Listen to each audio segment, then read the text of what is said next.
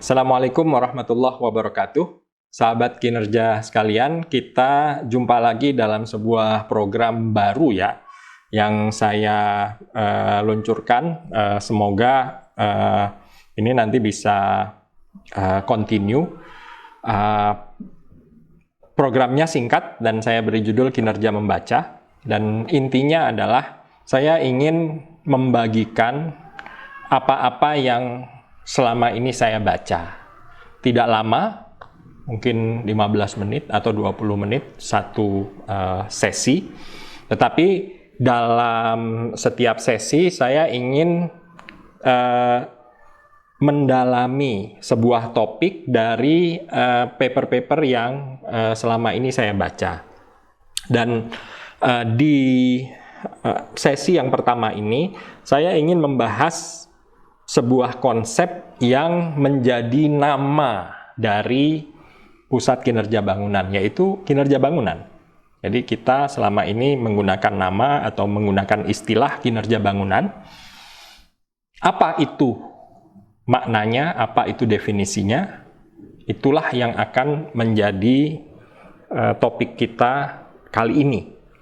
Saya akan merujuk kepada sebuah paper yang berisi 10 pertanyaan, dan saya pada kesempatan kali ini hanya membahas 2 pertanyaan saja, yaitu apa itu kinerja bangunan dan kenapa tidak ada framework yang diterima oleh banyak pihak untuk mengevaluasi kinerja bangunan. Jadi setelah mendefinisikan apa itu kinerja bangunan, kita melihat dalam operasionalnya bagaimana kita melakukan kinerja bangunan itu ternyata berbeda-beda gitu. Nah, apa kendalanya sehingga kita tidak memiliki satu framework yang diterima oleh banyak pihak gitu. Nah, nanti di akhir sesi ini saya akan melihat sebuah contoh yang menurut saya ada missed opportunities ya. Seolah-olah kita tidak bisa bertindak dengan segala macam ketidakjelasan dalam konsep kinerja bangunan. Padahal kita sudah bekerja dalam bidang kinerja bangunan ini selama puluhan tahun sudah. Gitu. Jadi tidak ada alasan buat kita untuk tidak mulai bekerja. Nah, itu apa yang ingin saya sampaikan pada kesempatan kali ini.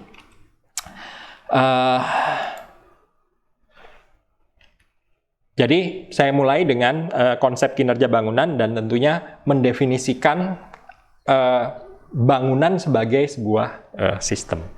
Nah, ini adalah definisi yang saya kembangkan sendiri ya. Tidak ada di buku teks manapun. Tapi ini adalah working definition, artinya saat ini saya berpendapat seperti ini, mungkin nanti bisa berubah dan saya menerima input. Ya, silahkan kalau ini dianggap perlu diperbaiki, mari kita perbaiki bersama. Gitu ya.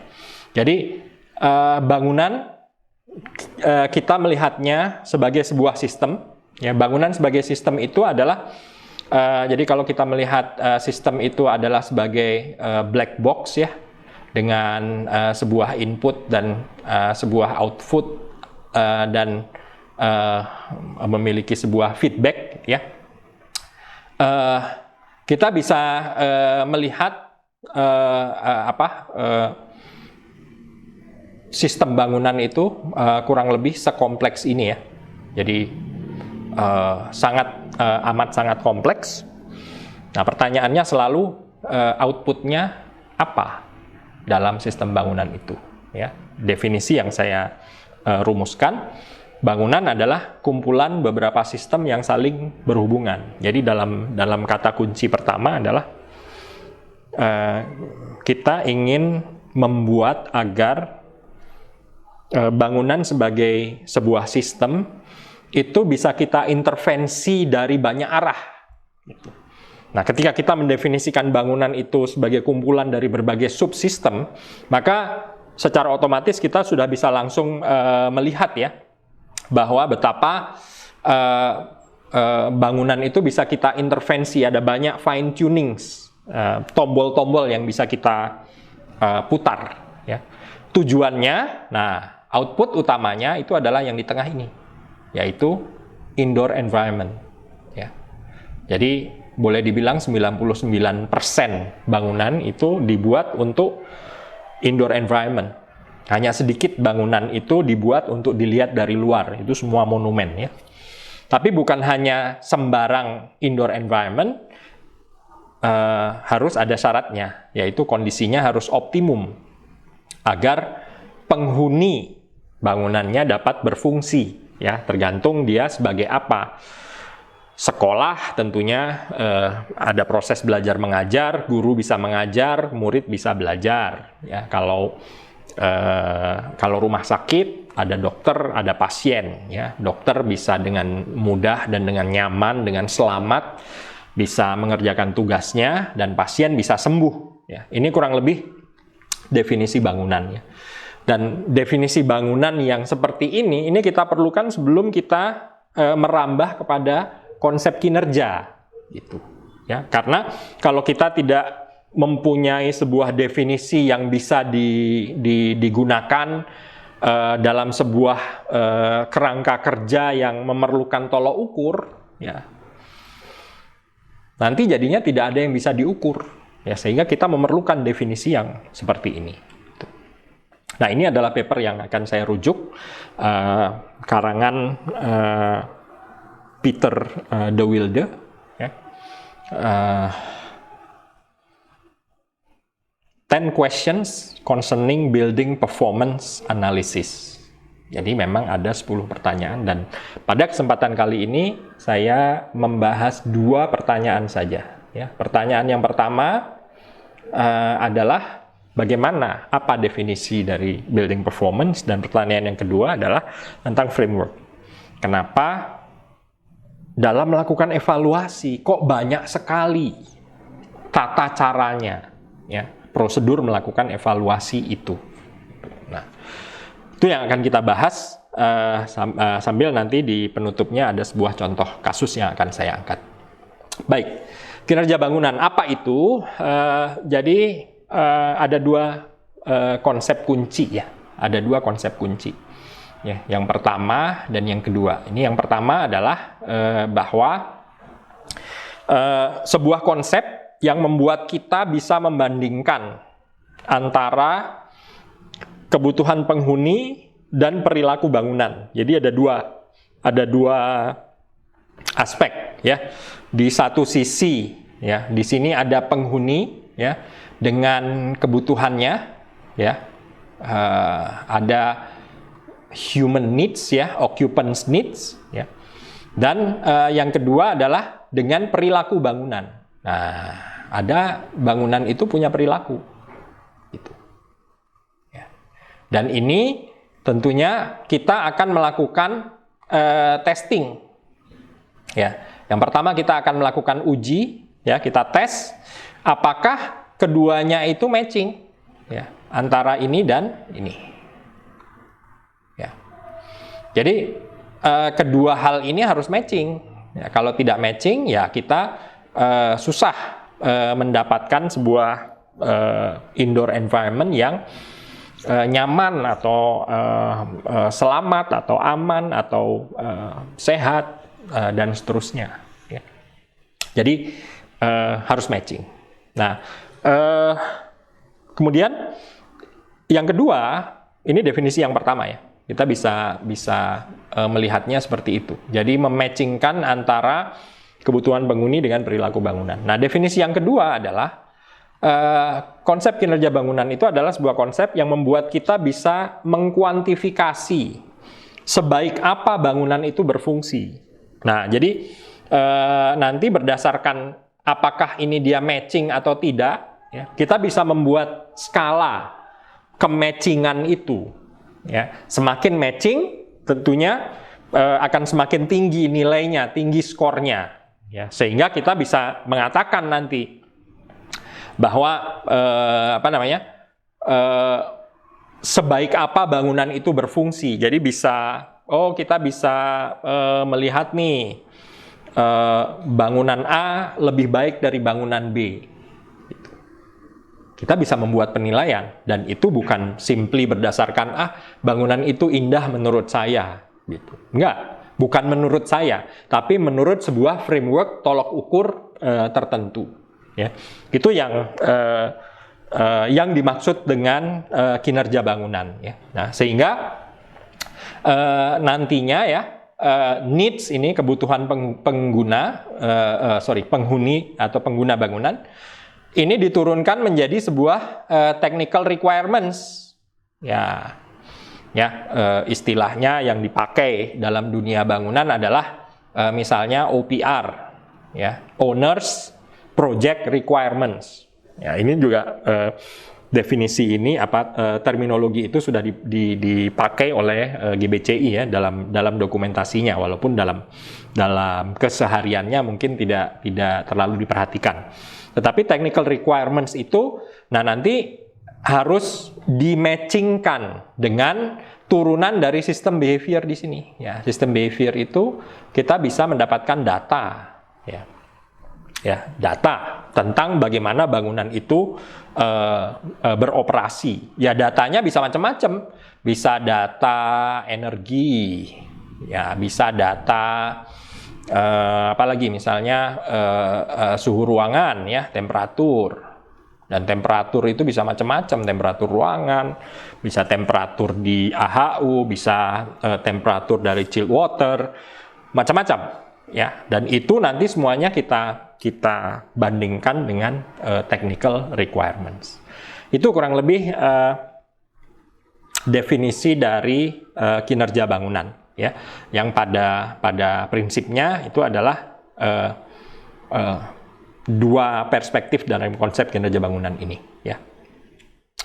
Baik, definisi bangunan juga ada definisi bangunan berkinerja tinggi, high performance building, ini dari Amerika, dan ada bangunan gedung hijau, ini dari Indonesia ya. Keduanya kalau kita plototin ini ya, artinya maknanya itu tidak jauh-jauh dengan istilah kinerja ya. Jadi baik bangunan berkinerja tinggi maupun bangunan gedung hijau ya, itu sama-sama mengedepankan aspek kinerja, dan itu harus terukur ya, harus terukur. Karena kalau tidak bisa terukur ya kita akan berbicara aspek-aspek yang subjektif nanti menurut saya ya. Nah, sehingga dengan definisi yang seperti ini, sebuah bangunan itu siap untuk kita ukur sejauh apa dia bisa memenuhi berbagai kriteria, yang kriteria itu sendiri awalnya dirumuskan untuk memenuhi kebutuhan penghuni. Nah, definisi ini sebenarnya tidak ada yang rumit-rumit, it's not a rocket science. Jadi seharusnya semua orang sudah paham dan bisa bisa mempraktekkannya dengan mudah, baik dalam perancangan bangunan maupun konstruksi maupun sampai operasional bangunan. Tapi kenyataannya kita tergagap ketika melakukan implementasi dari konsep yang cukup sederhana ini. Gitu. Kenapa tidak ada framework yang bisa diterima secara umum? Gitu. Nah, sebabnya dari paper itu ada tiga. Ya, ada tiga. Ya, pertama adalah performance aspeknya sendiri. Itu banyak banget. Nanti kita akan lihat. Ya. Dan yang kedua, proses evaluasinya sendiri pun juga banyak banget. Dan ketiga, yang terakhir ini ya, kembali kepada building stakeholders, terutama building owners ya. Ambisi dan tujuannya beda-beda. Beda-beda. Ada building owners yang pokoknya bangunan saya harus berjalan suhunya 23, nggak mau tahu. Itu kriteria kinerja yang dipilih. Sehingga mungkin dalam tanda petik mengorbankan konsumsi energi, nggak peduli bangunannya boros. Yang penting bisa mencapai itu. Nah, ini berbeda-beda ya. Kita lihat. Pertama, performance aspect. Ini yang bisa dituliskan saja itu sebanyak ini. Banyak sekali. Ya, mulai dari yang secara tradisional dalam tanda petik merupakan domainnya fisika bangunan adalah tata udara, tata cahaya, dan tata suara. Tata udara itu air conditioning, tata cahaya itu adalah lighting, dan tata suara itu adalah akustika. Dari 3 ini saja sudah bisa banyak sekali yang kita turunkan. Misalnya yang kita bahkan belum bahas ya, silau, glare prevention. Kapan kita mau menangani itu ya? Olfactory comfort, kenyamanan penciuman, bau itu ya. Ini sesuatu yang penting buat sebagian orang. Nah, berbagai bangunan, berbagai orang, berbagai stakeholder itu punya urutan prioritas yang berbeda-beda. Buat sebagian orang nggak peduli bangunannya itu bau. Ya. Coba pikirkan betapa banyak ada bangunan yang baunya itu bau jamur, jamuran. Itu. Tapi bau apek ya. Tapi ya nggak peduli. Pokoknya bangunannya bisa jalan, bisa beroperasi. Padahal di banyak negara bangunan yang ada jamuran begitu bisa ditutup karena membahayakan kesehatan publik. Tapi banyak sekali performance aspects dan ini kita perlu rumuskan untuk masing-masing bangunan bergantung kepada building owners-nya. Nanti pengguna bangunannya itu perlu apa? Ini saja sudah sulit untuk dirumuskan secara konsensus ya. Belum lagi kalau kita memikirkan mengevaluasinya seperti apa. Gitu. Kan kita bisa membuat sebuah bangunan ya, katakanlah seperti itu. Dan kita akan mengatakan bahwa bangunan ini akan kita beri natural ventilation. Wah, bablas anginnya, gitu ya.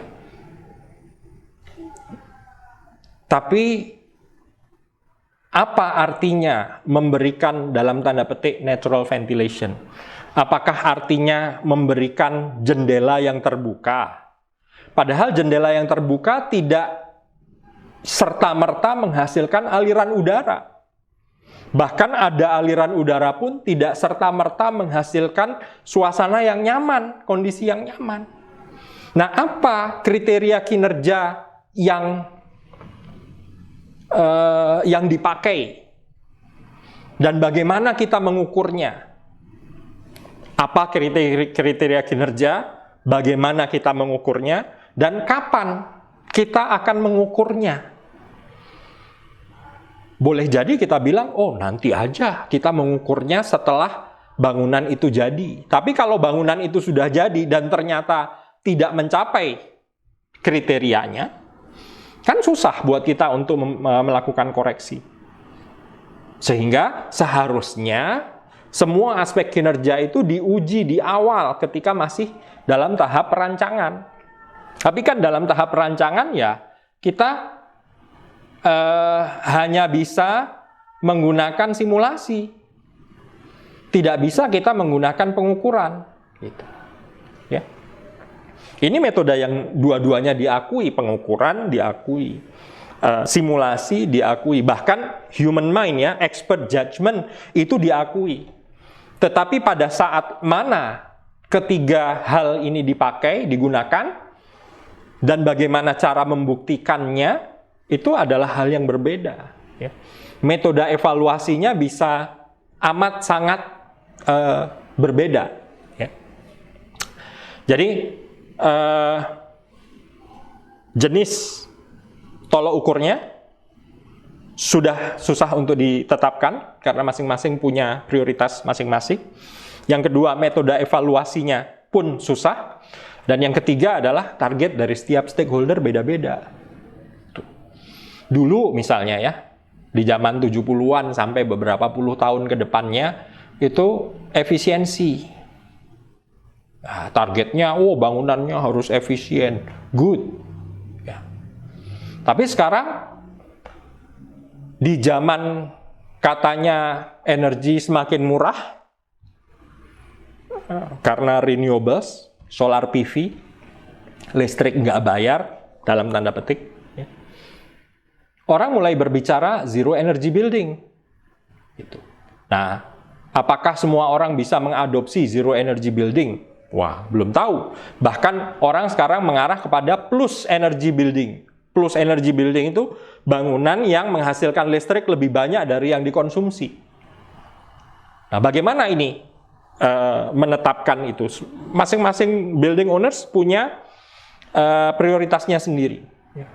Bahkan dari aspek yang katanya di sini relatively stable, ya, aspek yang sudah lama sekali kita pikirkan, yaitu kenyamanan termal. Gitu. Pun kita masih punya perbedaan target dari setiap stakeholder. Ya. Sejauh ini hampir semua bangunan itu dirancang dengan suhu dan RH saja. Boleh dibilang hampir semua bangunan dirancang begitu, apalagi di Indonesia. Ya.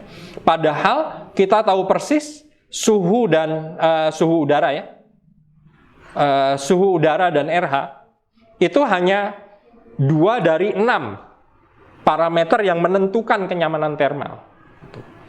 Bagaimana dengan suhu selubung bangunan, suhu permukaan dalam selubung bangunan? Jadi kalau kita pakai kaca yang jelek, ya, itu bukan cuman radiasi yang masuk itu menjadi lebih besar sehingga chiller menjadi lebih besar, tetapi kacanya sendiri menjadi panas. Ya. Kacanya sendiri menjadi panas sehingga itu menjadi sumber radiatif heat exchange dengan tubuh. Sehingga ruangan menjadi tidak nyaman walaupun AC bekerja. Gitu. Nah, jadi ada perbedaan ini. Gitu.